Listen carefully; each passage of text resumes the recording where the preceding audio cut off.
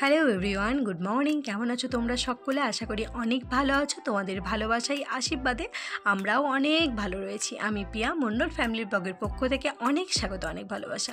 চলে এসেছি আরও একটি ব্লগ ভিডিও নিয়ে। ঘড়ির কাঁটায় বাজছে এখন ওই 9:20 মতো। এখন থেকেই ভিডিওটা শুরু করছি। প্লিজ ভিডিওটাকেও স্কিপ করো না, পুরো ভিডিওটা দেখার অনুরোধ রইল। আর যদি ভিডিওটা ভালো লেগে থাকে লাইক কমেন্ট শেয়ার করতে একদম ভুলো না।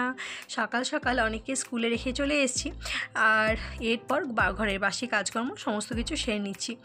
আমি ভাবতাম যে ও তো 4 ঘন্টা স্কুলে থাকবে, তো এই ফাঁকে আমার প্রচুর কাজকর্ম হয়ে যাবে, তো অনেকটা পরিমাণে রেস্ট পাবো বা ফোন দেখতে পাবো বা টিভি দেখতে পাবো। এখন দেখছি যে না, কিছুই না।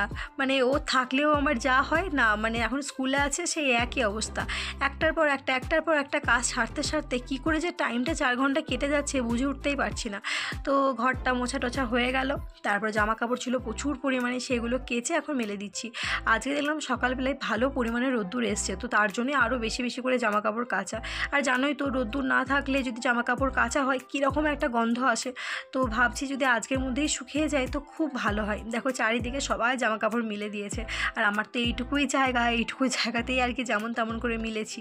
আর এই দিকে এখন বানাচ্ছি প্রজেক্টের কাজ। ওদের তো স্কুলে বললাম যে 2টো প্রজেক্ট দিয়েছে। প্রথম একটা ফ্যামিলি ট্রি, আর এইটা হলো গুড ফ্রেন্ডসের জন্য। তো ফ্যামিলি ট্রিটা আমার বানানো মোটামুটি কমপ্লিট। তো একটুখানি কালার এই দিক ওই দিক লেগে গেছে, বুঝলে।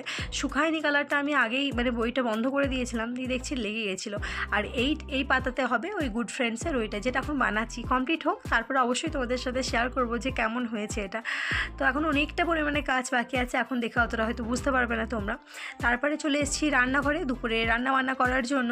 আজকে অনেক কিছু বানাতে হবে, কারণ ঘরে প্রচুর পরিমাণে সবজি জমে গেছে। নয় সচরাচর আমি 2টো তরকারি মানে সবজির বেশি কিছু করি না, কারণ এখানে অত সবজি টবজি আমাদের কেউ ভালোবাসে না। আমার হাজব্যান্ডও 2 রকম হয়ে গেলেই বাস হয়ে যায়, আর আমারও তাই। হাজার রকম রান্না করে মানে তোমার খাবার শুধু নষ্ট হয়। আর আমার হাজব্যান্ডের একটা বন্ধু বাড়ি গিয়েছিল, ওদের নিজের জমির আর কি সবজিপাতি প্রচুর পরিমাণে এনে দিয়েছে। যেমন বিনস, গাজর, তারপরে মূলো, ফুলকপি, হলুদ, অনেক কিছু এনে দিয়েছে। মিষ্টি, অনেক কিছু এনে দিয়েছে। যাই হোক, অত কিছু আর সবজির নামটা আমার মনে পড়ছে না। ভুট্টা, অনেক কিছু এনে দিয়েছে। তো সেগুলোই আর কি কেটে নিচ্ছি। আর আজকে ভাবছি ভেন্ডি আর পেঁয়াজ দিয়ে ভাজা করব। আর এদিকে সজনের শাক আজ আমার হাজব্যান্ড সকালবেলায় এনেছে, তো ওই শাকটা করব। আমার হাজব্যান্ড শাক খেতে প্রচণ্ড ভালোবাসে, আর আমি খুব একটা ভালোবাসি না, তো তাও বানাচ্ছি আর কি। দেখি আজকে কেমন হয়। আমার সচরাচর আমার হাতে শাক খুব একটা ভালো হতে চায় না, আর এই সজনের শাক সিদ্ধ করতে প্রচুর টাইম লাগে। আর এই দিকে দেখো, এই কড়াইটা না প্রচণ্ড পাতলা। এই কড়াইটাতে আমি অনেকের জন্য সকালে লুচি টুচি যেদিন হয় তো ভাজি। তো লুচি ভাজা হয়েছিল, অল্প তেল ছিল। আমি ভাবলাম আবার একটা অন্য কড়াই লাগাবো, তো এই কড়াইয়ে তার জন্য ভেন্ডিটা ভেজে রেখেছি। পাতলা কড়াইয়ে ভেন্ডি খুব একটা মানে আমার হাতে ভালো ভাজা হয় না, মানে কীরকম হয়ে যায়। আর আগে থেকে ভেন্ডিগুলো মানে ভালো করে ধুয়ে জল ঝরিয়ে অনেকটা পরিমাণে শুকিয়ে তারপরে কেটেছি, না হলে যে লাল প্যাল ভাবটা করে না, আমার একদম ভালো লাগে না ওটা। আর হাজব্যান্ড বলেছিল সকালেই যে মাছ নিয়ে আসছি, তো মাছ পেয়ে গেছে, একদম টাটকা রুই মাছ। তো ওটা দিয়েই ফুলকপি আলু দিয়ে ঝোল ভাগ করবো ভাবছি। তো ফুলকপিটাকে কাটতে হবে। আর সকাল সকাল তো আমার ভাত একবার হয়ে গেছে, কারণ বাবুকে তো স্কুলে খাইয়ে স্কুলে পাঠিয়েছিলাম। তো আবার একবার প্রেশার কুকারেই ভাবলাম ভাতটা বানিয়ে নিই।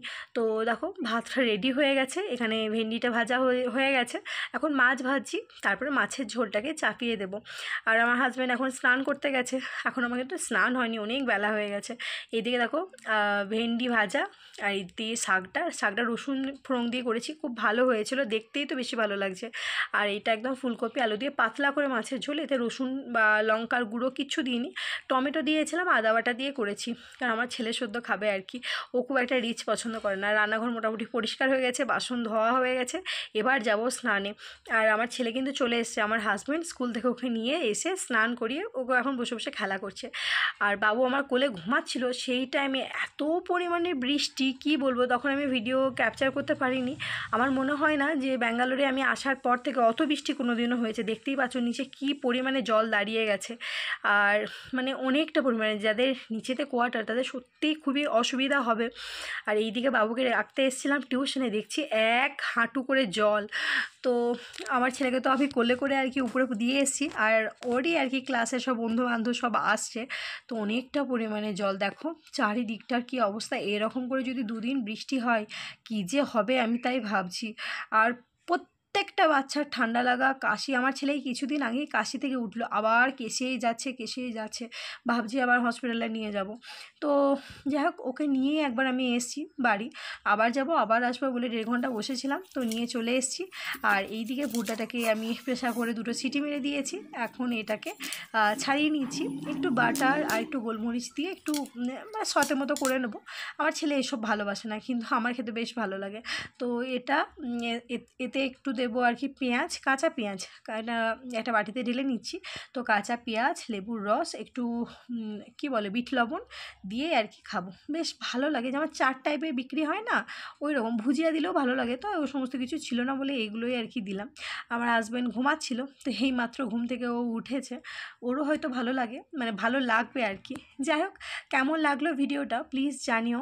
আর নতুন কোনো বন্ধু থাকলে সাবস্ক্রাইব করে পাশে থেকো। বাই সবাই।